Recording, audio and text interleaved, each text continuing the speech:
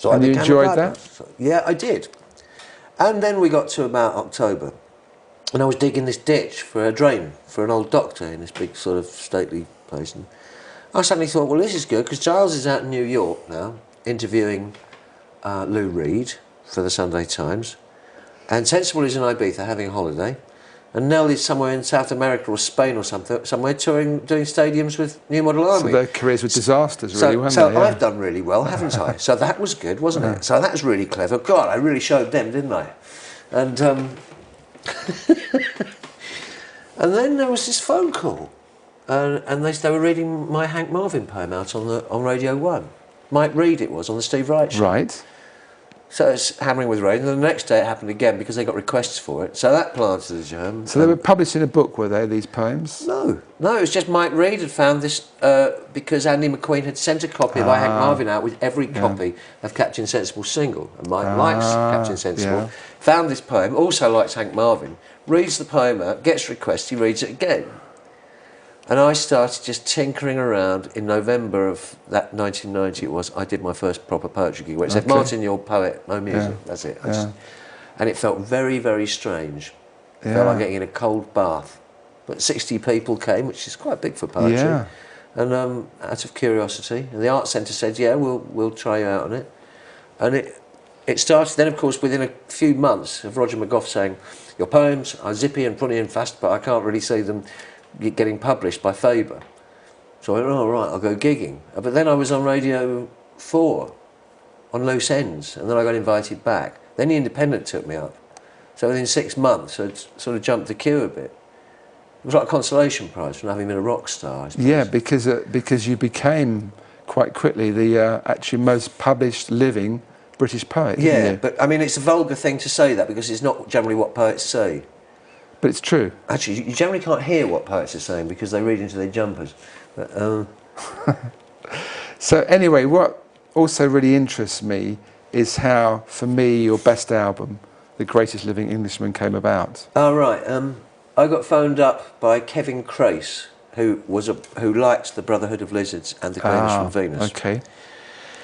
Who's a good chap. So he tracked you down in someone's garden? He found me doing a support gig with Captain, and I was with Captain and Kirsty MacColl actually at the Marquee. Okay. And I went back to some Chinese restaurant with him and one or two of the other people, and to the Columbia Hotel, I think, as well. And he said I would be interested in phoning you up, and then a few months later, I'm starting a record label called Humbug, and I would like you to make some albums for me. I went, oh, all right then. And then a little while later he said, how would you like Andy Partridge to produce it? And I said, well, did you know that I'd been in contact with Andy Partridge? And he said, no, because Andy Partridge was a fan of my poetry. And so he'd sent me a copy of Nonesuch, I think, in exchange for my second book of poetry. But that's as far as he got. I never told him anything about music. Although Lowell knew him, because Lowell lives down the path. But I never pushed that end of it. It was quite a coup in a way to get someone of Andy's stature. Andy was in Japan. So they rang him and I said, well, I'm not talking to him. You ask him. I'm not going to ask him. So they asked him, and back came a call from Japan. Yeah, I'll do it. What kind of songs has he got? So I sent Andy 20 of my best. And Andy said to me, well, Martin, I think we've got about half an album there. And I said, this is my best work. Half an album. He said, well, write some more. So I thought, right, I'll show you. So I got down and wrote some more. And he said, I reckon we've got about an album now. And that became The Greatest Living Englishman. Recorded in his shed. Great title. Yeah. Really great title, and a really good album too, but the title kind of makes it sound something special. Yes, it does. It's a great big sort of thing. And it came out as Martin Newell, as a solo album. You'll remember I once suggested calling an album for you. He said, what are we going to call this album? I said, why don't we call it Songs for the Elderly and Infirm? That was going to be... So, and you said, Martin, we can't call it Songs for the Elderly and Infirm. And I said, why not? He said, oh, come on, Martin, you know why we can't call it that. So it came out. Yeah. And it got really good reviews. Yeah, it got... Not in this country. Not straight... The Yanks went overboard for it. Okay. You know, something like 11,000 went in a few weeks. Yeah. You know, with no promotion from a cold start. That's it there. Yeah. That's the Cherry Red pressing. That's the reissued version, but it's the same tracks. Yeah, same tracks, maybe a couple of bonuses on there, aren't there? Not on this one. I think we took the bonuses off because you weren't happy with the bonuses, but No, brilliant album. And you did a second album with Louis Philippe as the producer. Yeah, with Louis Philippe, the who had Off-White big album. connections with L Music, of course. Yeah, Who you'll know all about L, won't you? I do actually. Yeah, Yeah. yeah, Yeah, they're a very interesting label, very eclectic. yeah. But I was a pop fan, but Louis was as well.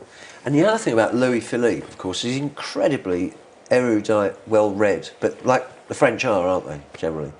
If you... He's he's very cultured. Yeah. Louis I mean, he Philippe, said, you like Vaughan Williams, don't you? I said, yes. And he said, well, you like Houseman, the poet, don't you? I said, yeah.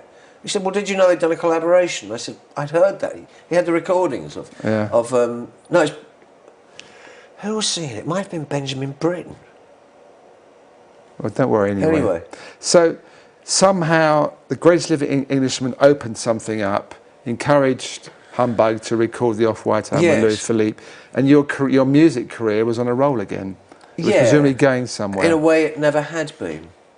Yes, it got momentum at last. Yeah, yeah, it did. You were getting reviewed. You weren't gigging though, as such, were you?